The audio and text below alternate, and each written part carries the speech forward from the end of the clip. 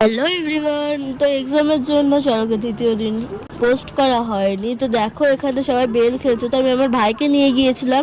তো ভাই একটু জাম্পিংয়ে উঠে গেল। তারপরে দেখো এরা কাদামাটি খেলে এইভাবে নাচ করছে, মানে এইভাবে নাচ করতে হয় কারণ ওখানে 10টা জিপকে সাজানো হয়েছে, বা কুমির সাপ এদের মতন চলাফেরা করতে হয় আর নাচ করতে হয়।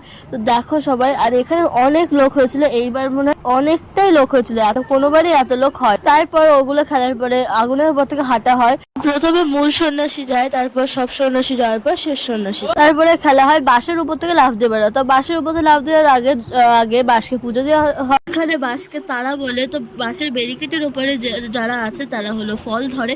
তো নিচে জাল পাতানো থাকে আর ওপর থেকে সবাইকে ফেলে। ওপর থেকে ফেলার পরে অঞ্জলি দেয়, অঞ্জলি দেওয়ার পরে উপোস ভাঙে।